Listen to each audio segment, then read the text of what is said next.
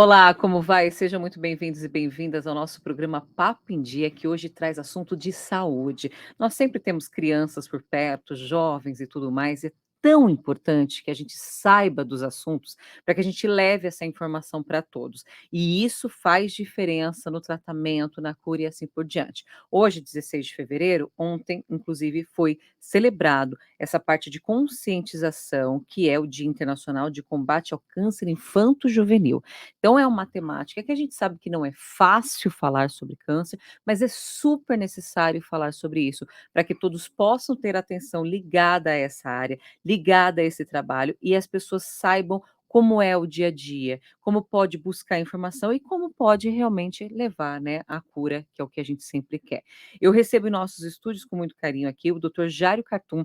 Ele é médico e professor responsável pelo setor de oncopediatria da Faculdade de Medicina do ABC. Muito obrigada pela presença. Obrigado, bom dia. Nossa, muito bacana a gente poder conversar, doutor Jairo. A gente já vinha trocando algumas informações sobre isso, mas o quanto é importante falar sobre os cuidados, não é mesmo, doutor Jairo? Com certeza. É uma doença que, se você faz o diagnóstico precoce, você cura esse paciente 80%. Tem conversar, informar é importante para alertar tanto profissionais da saúde, como pacientes, como pais de pacientes, famílias, professores, sobre a importância do diagnóstico precoce. Uma doença que pode atingir uma cura de 80%, desde que o diagnóstico seja feito precocemente. Sim. E para fazer precocemente, informação. E por isso que eu estou aqui. Agradeço o Exato. convite para poder compartilhar com vocês essa honra, né, de informações tão importantes que podem salvar vidas. Exato, eu falo que a importância, né, de um canal, de uma mídia como nós temos, que eu fico muito feliz do Diário do Grande ABC ter esse espaço para a gente poder falar sobre isso, porque quanto mais informação as pessoas têm, mais elas ficam saudáveis também e as coisas podem ser mais práticas para o sistema de saúde também, porque quando a gente deixa lá ao final, tudo agrava. Então vamos falar um pouquinho do o câncer em si, o que ele seria do câncer infanto-juvenil? Vamos defini-lo primeiro. O que seria a definição de câncer? É uma célula nossa que se multiplica sem razão nenhuma, não, ela não se diferencia, não tem aquela função que ela deveria ter e se espalha, que é a metástase. Então, é uma célula que se multiplica, acaba ocupando outros órgãos e acaba levando, se deixar, o paciente a óbito. Como que a gente, assim, em termos de incidência, né? O câncer infantil, ele não é tão frequente em relação ao adulto. Nós temos no Brasil em torno de 12 mil casos ao ano, 1.000 casos por mês. Adultos são 600 mil ao ano. Quer dizer, cada 100 pacientes, 97 em adulto e 3 na faixa E infanto-juvenil. isso nós estamos falando de todos os tipos de câncer, ou Exato, um só? todos. Todos, tá. Mas é importante entender uma coisa aí, né? É uma doença, apesar de não ser tão prevalente, é a doença que mais mata na criança e no adolescente. Tirando a anomalia congênita, que é uma doença que você não tem como, é um defeito de fabricação, vamos dizer, a doença que mais mata é o câncer infanto-juvenil, mas é o que mais cura 80%, desde que o diagnóstico seja feito precocemente. Então, esse mais mata, se a gente consegue, através da informação, diminuir isso aí. E é esse o grande desafio que a gente tem na gente, né? Poder informar, diagnosticar precocemente para atingir uma cura de 80%. Lembra, não é, são 1.000 casos ao mês no país. São 30 casos, mais ou menos, que tem por dia, se pode calcular. Entretanto, aí, ele é a doença que mais mata. Então, é importante o diagnóstico precoce, sim. Essa observação que a gente acaba fazendo na família, né, a gente tem a criança, ou o jovem e tudo mais.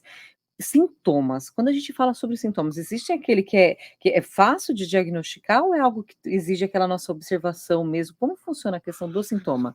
Então, Jô, é o seguinte, a gente tem uma doença que cresce muito rápido. O linfoma não Hodgkin duplica de tamanho a cada 24, 48 horas. Um tumor sólido, um tumor de rim da infância, um tumor suprarrenal, uma vez por mês. Os sinais e sintomas dependem da localização do tumor. Então, pode ser uma febre prolongada, uma dor de cabeça, uma dor de barriga, uma dor na perninha, um inchaço articular, manchas pelo corpo, uma íngua, qualquer sinal e sintoma. E como a gente tem que fazer suspeitar? Aquele sinal e sintoma que se mantém e piora rapidamente.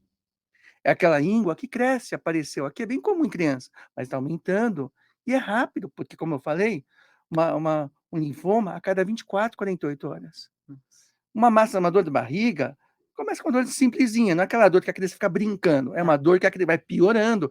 Ela começa aqui, e aí daqui uma semana está chorando já, está vomitando. Não é uma dor de cabeça, está doendo a barriga, a cabecinha. Não, ela começa a piorar, começa a chorar, começa a querer ficar deitada, começa a vomitar. Então, é um sintoma que piora rapidamente.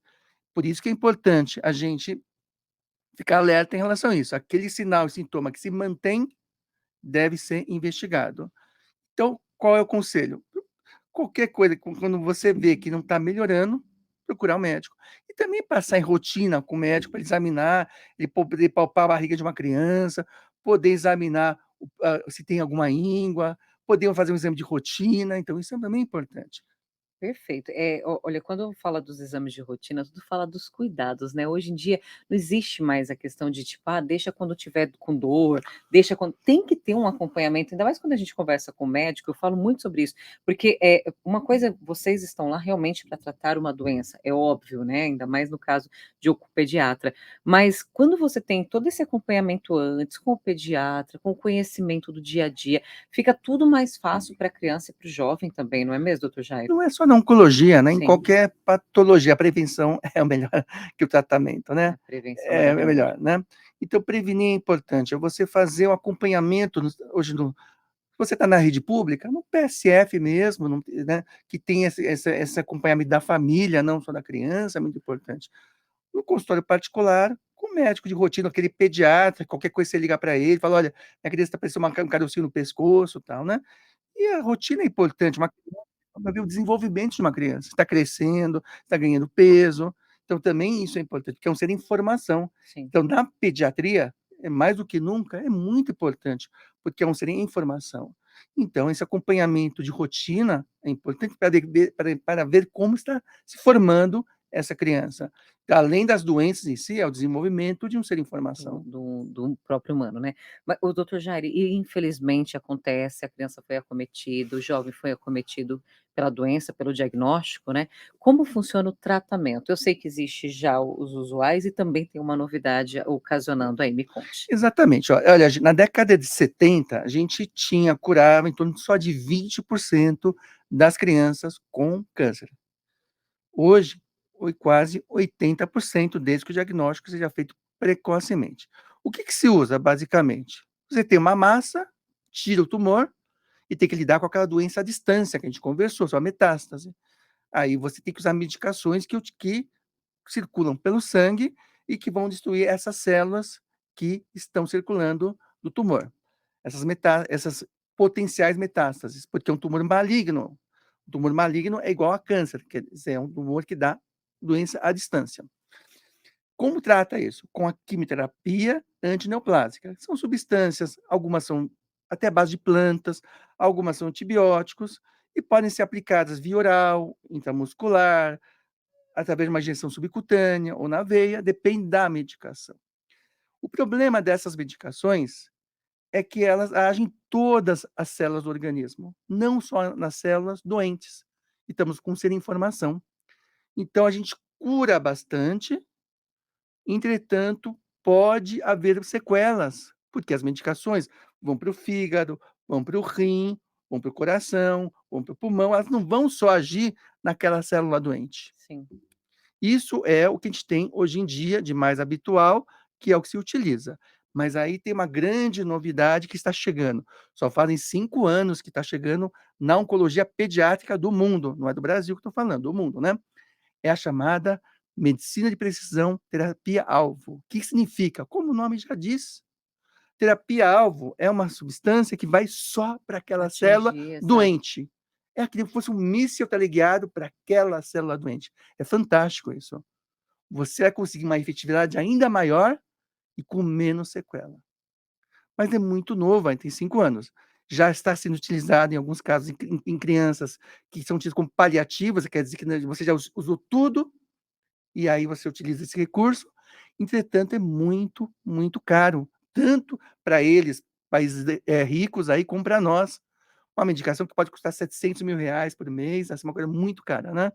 Então, como tudo na medicina começa muito caro e a Sim, tendência é baratear. Coisas que hoje em dia é do nosso dia a dia, já foi muito cara. E quando surgiu, eu falei, como que a gente vai utilizar isso? E hoje é a rotina da gente. com certeza. Então, como tudo é muito novo, mas vai revolucionar a oncologia do adulto também, infantil. Porque o adulto, ele cura menos do que a criança, com a terapia habitual. Então, está revolucionando muito a oncologia do adulto, a terapia-alvo. Já está mais avançada do que na criança, esse estudo.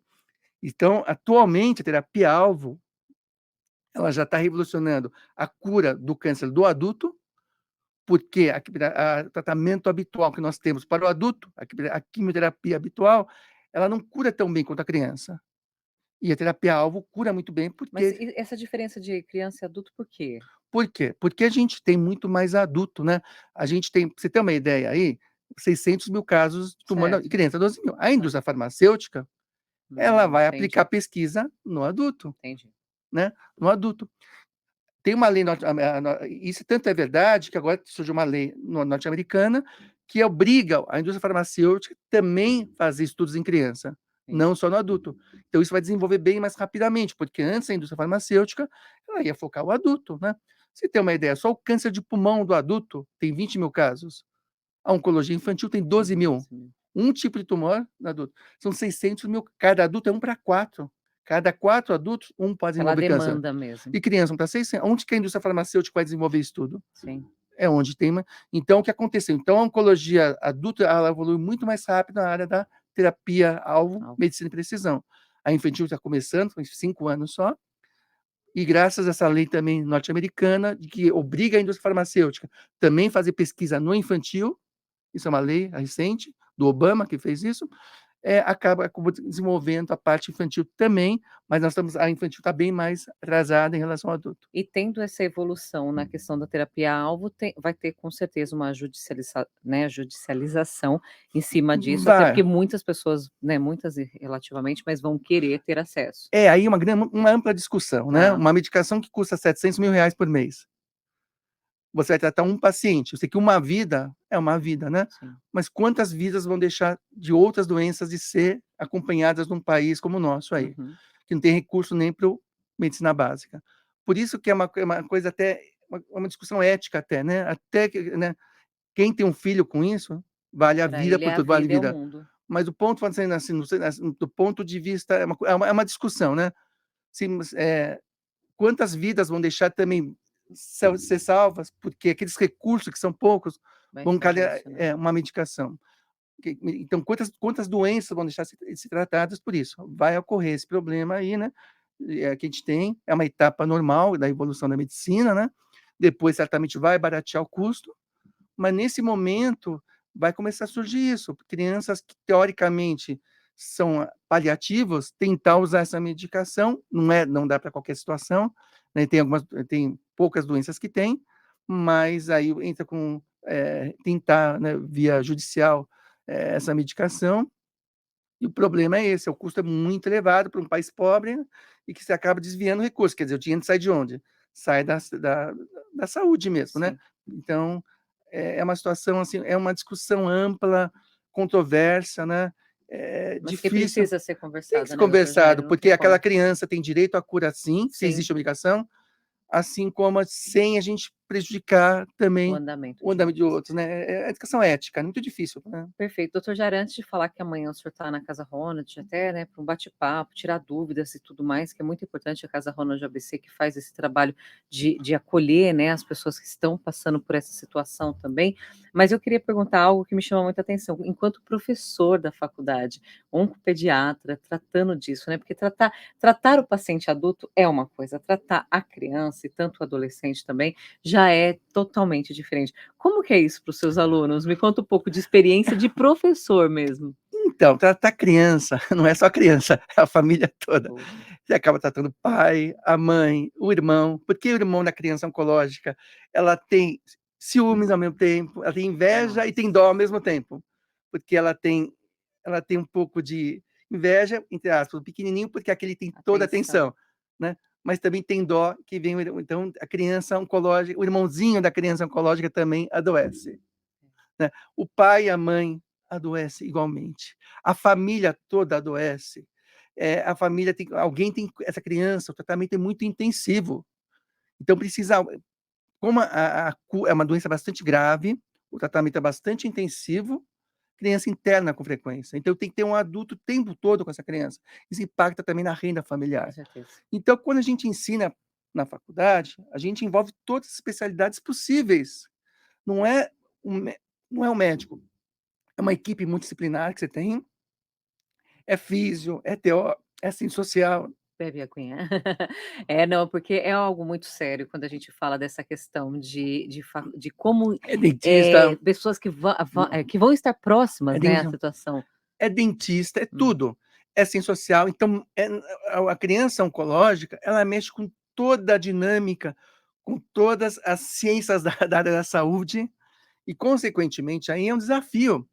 Então a gente mostrar para o aluno que trabalhar em equipe, que todos são pecinha uma pecinha do quebra-cabeça, desde o pessoal da lim assim, o rapaz da moça da limpeza é tão importante quanto o médico. Por que isso? Porque se a criança pega a principal causa de óbito em criança oncológica é a infecção. Se não tem uma limpeza adequada do com ambiente, certeza. todo mundo é importante. Então não tem aí é bacana porque ensina a trabalhar em equipe, na saúde todos somos iguais, né, Sim, não importa a área que você atua, trabalhar em conjunto num bem comum.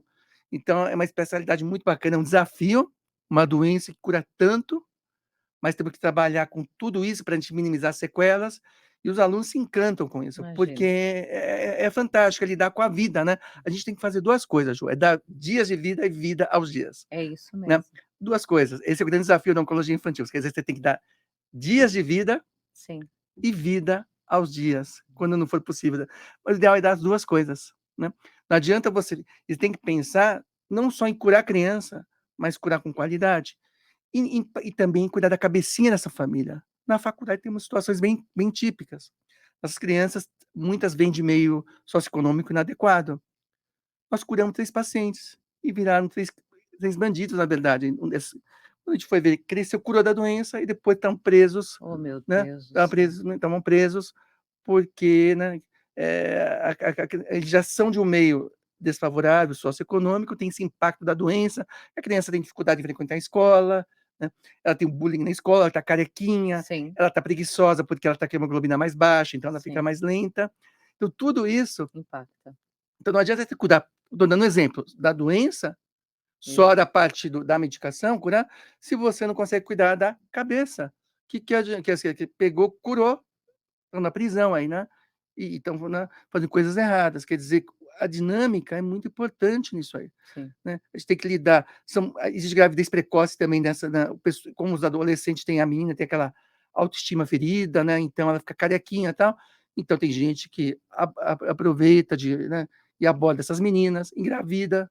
Imagina que é engravidar uma pessoa que faz químio, uma adolescente faz nossa, químio. quantas situações, doutor Então a Jairo. gente tem situações muito complicadas, muito complexas, por isso que a oncologia infantil é um trabalho em equipe, inclusive com a população, com a mídia é importante, Sim, com a sociedade, né, porque é um tratamento muito caro, quer dizer, é importante a sociedade participar, Casa Ronald, né, tá um exemplo, precisa do apoio da sociedade, sim, porque sem a sociedade a gente também não consegue, é um tratamento muito caro, né, tratamento de vida, e o nosso grande objetivo é vida ao dia, dias de vida. E todos nós somos uma pecinha de cada cabeça, inclusive vocês, né. Cada um de nós, a sociedade também é importante, quem está assistindo também é importante entender que cada um tem a sua importância. Igual, sem vocês a gente também não consegue fazer um trabalho importante e sem a imprensa também não que legal. consegue aí, né. Ficamos muito felizes e felizes de saber também que as pessoas, né, os alunos têm tido uma pessoa como você também para falar para eles como deve, né, como vai conversar, porque é um aprendizado contínuo mesmo para levar isso É adiante, né. aprendizado de vida, né, É. é de vida. E falando da Casa Ronald, que o senhor acabou citando, então amanhã tem nutrição com Najara Pereira Leite, ela Não, vai falar não é amanhã, Ju,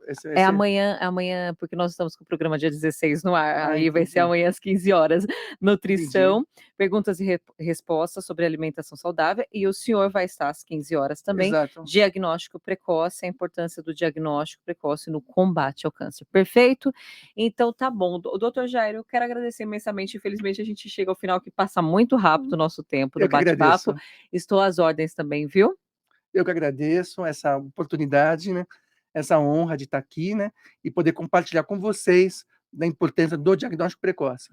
E compartilhar com vocês também a ideia que todos nós somos importantes para atingir a cura dessa doença, que cura 80%, desde que seja uma parceria de todos nós para atingir esse objetivo. Muito obrigado. Perfeito, obrigada. E para você, como ele disse, né, você é fundamental, você é importante para levar adiante aqui tudo isso que nós conversamos e contar com essa área da saúde realmente que salva vidas e fala muito com vocês diretamente. Obrigada pela companhia e até mais.